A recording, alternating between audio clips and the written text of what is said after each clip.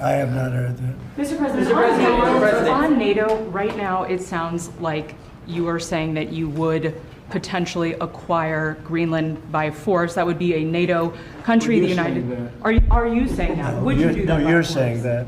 Would you I acquire didn't that by say it. force No, right you're now? telling me that that's what I'm going to do. You don't know what I'm going to do. So what are the options? Your network doesn't know either. The Danish foreign minister said that there's still fundamental differences after the meeting with Rubio and with the vice president. Are you willing to leave the NATO alliance in order to get what you want with Greenland? What are the options right now? Well, I wouldn't be telling you what I'm willing to do, certainly. I'm not going to give up options, but it's very important. Greenland is very important for the national security, including of Denmark. And the problem is, there's not a thing that Denmark can do about it if Russia or China wants to occupy Greenland. But there's everything we can do. You found that out last week with Venezuela. There's everything we can do about things such as that. Not going to happen. We're not, I can't rely on Denmark being able to fend themselves off. They were talking about they put an extra dog, and they were serious about this. They put an extra dog sled there last month.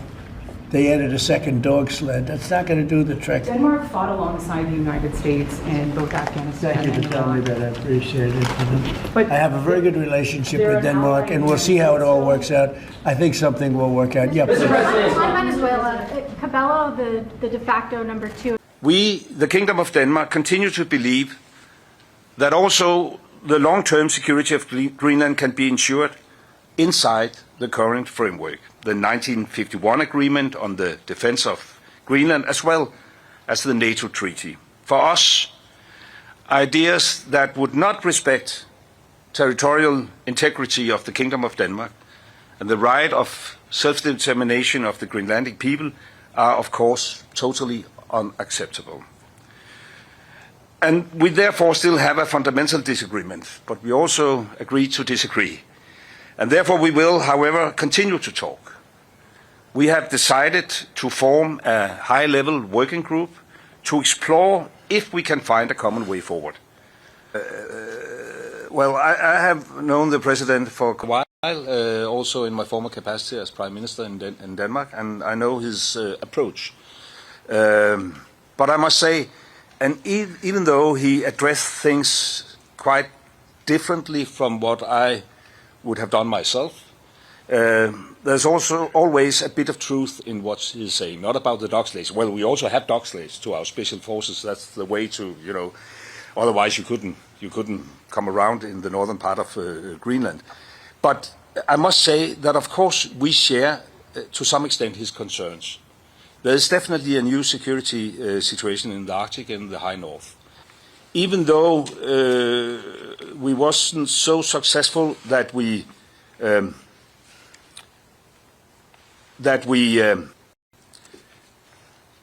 reached, a conclusion where our American colleagues said, "Oh, sorry, it was totally misunderstanding. We gave up on our ambitions."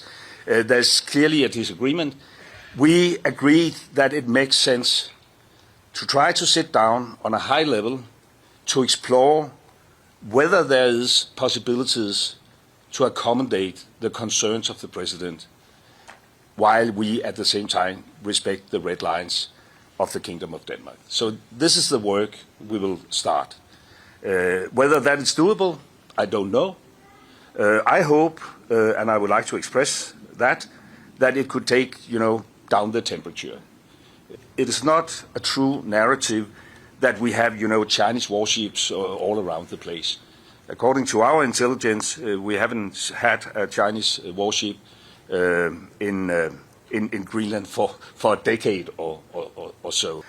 So, from that perspective, it was a very constructive meeting. As I said, frank discussion among equal partners, and now at least we have to give it a try. Do you want to add anything? No, I think it's very important to say it again, that how important it is from our side to strengthen our cooperation with the United States, but that doesn't mean that we want to be owned by the United States, but as allies, how we can strengthen our cooperation, it's all our interest.